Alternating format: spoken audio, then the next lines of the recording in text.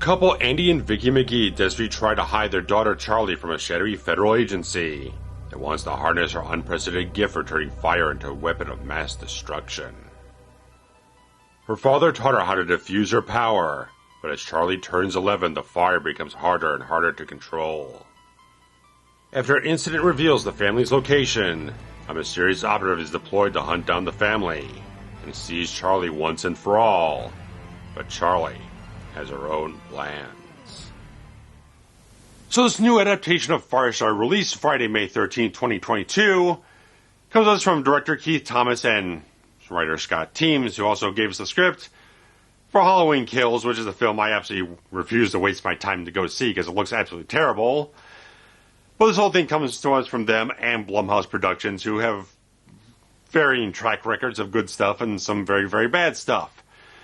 But as you get this whole thing, after we had the 1984 original directed by Mark L. Lester, which me and Steve Fraser did a commentary for very recently, covering the whole film, finding it was a very good adaptation to a certain degree. Not exceptional, not excellent, but it was still a good film. It was very much a pretty 1-to-1 ratio adaptation from the novel to the screenplay.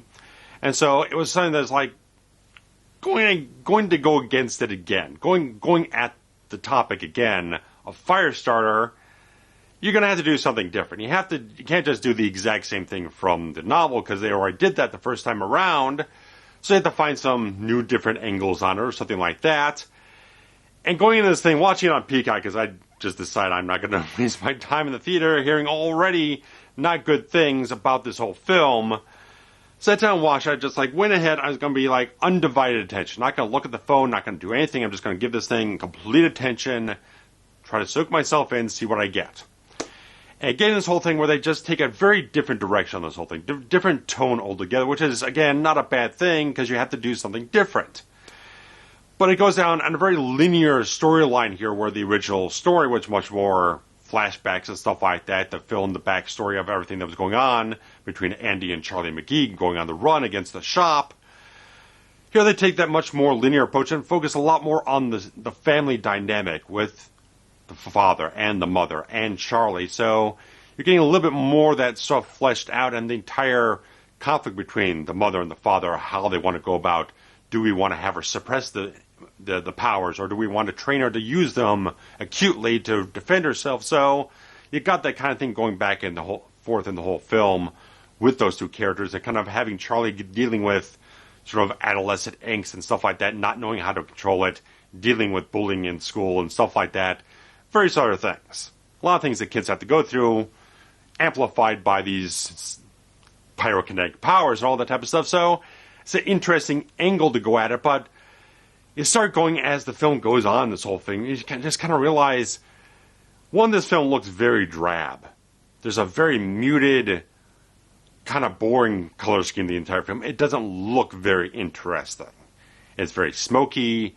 There's not a lot of color, not a lot of contrast. It's just very kind of blasé to a certain degree how the film looks, how it's been graded. Not so much the photography, but just how the color grading, all the post-productions go along to kind of zap any kind of potential color aside from the fiery stuff out of the film.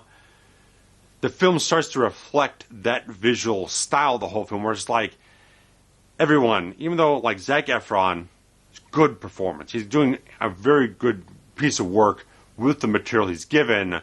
Ryan Kiera Armstrong portraying Charlie also does a good job with what she's given here. A lot of people are doing fairly good jobs, but it just feels very lifeless. And that's the one word I keep coming back to, thinking about this film after one day of seeing it. It feels very lifeless. There's not a lot of charisma. There's not a lot of energy. It's not ambition with the film. It just very kind of plods along as it happens. And so you just got this entire thing with the drab, dull tone this film goes for. Everyone is kind of acting in this low energy mode. And then as the story unfolds and you start seeing they're cutting out big chunks of the entire film.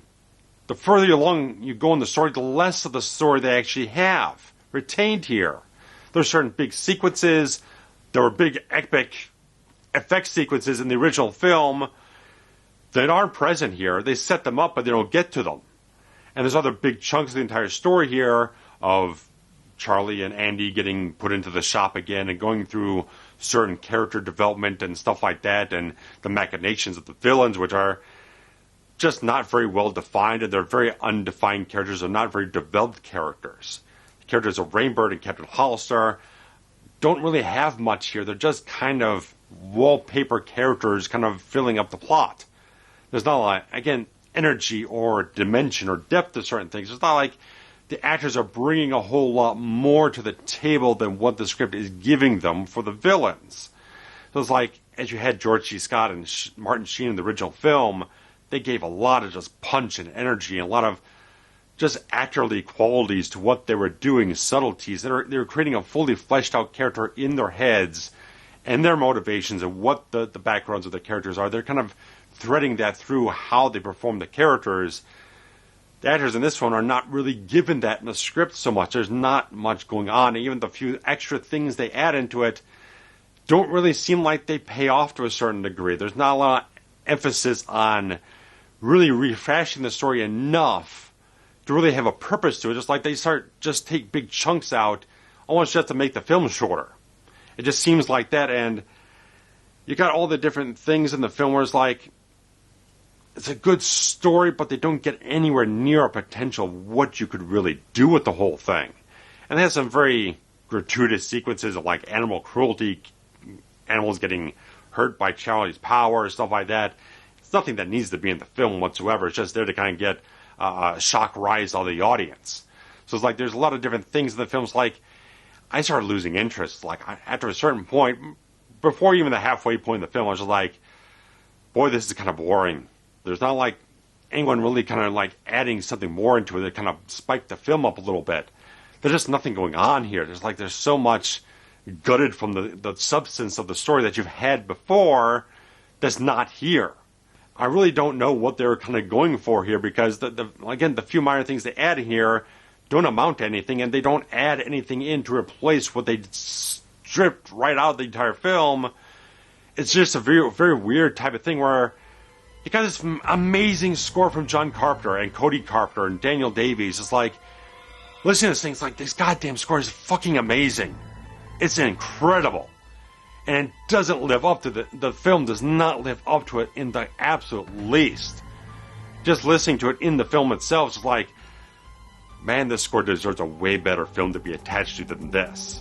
It's like, I don't mind actually buying this soundtrack, but I have no interest in watching this film really again, to really get into it. And it's like, there's nothing to get into, really. There's nothing to invest yourself in. I didn't find the film compelling or terribly relatable in terms of what the characters were going through, because there's not anything really to grab out with the emotions. It's all very subdued, somber type of stuff throughout the entire course of the film. By the time you get to the climax, the climax is weird in a certain way. It's like, this almost feels like you did it in a rushed reshoot on just some stock stage. You put some gaudy lighting into it. It's like it felt so rushed and unearned. There's like no emotional payoff whatsoever. It just felt like they staged it and shot it and got it done in like half a day.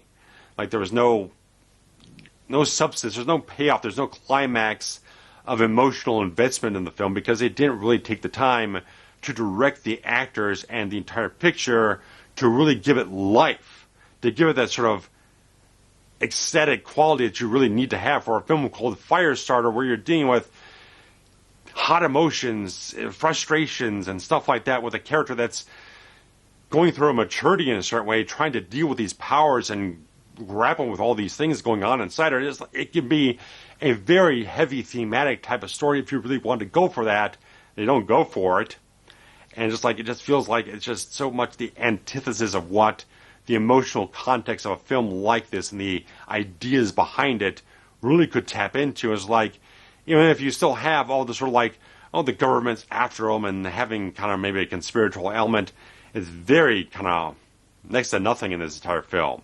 All the stuff at the shop is very much minimal, aside from some just this one really incredible scene Kurtwood Smith gets as the best performance in the entire film, and he's in one scene just to give the sort of prophetic explanation of what Charlie's powers could unleash at a later point in time. So it's like, you wasted Kurtwood Smith in just a single scene role while you had all these other characters running around that don't have a lot of gusto behind them. They don't have a lot of substance or texture or any type of depth to them to really kind of make them much more interesting. It's like, it's such a poor adaptation. It just feels like they made it out of obligation because they just realized that we got the rights sitting around. We might as well just do something with it or something like that. I have no clue because there's just nothing here. There are like 2 other directors attached to it before Keith Thomas was even attached to the entire film. So they had this revolving door of people involved with it and probably went through tons and tons of drafts. And just like, it took them like from 2017 up to now to get the film released and all that type of stuff and produced. It just feels like with all the time you had to kind of work on this, you really just did not put a lot of effort into the screenplay and just kind of like coasted on the entire film. And the film is getting really, really poor reviews, even beyond myself.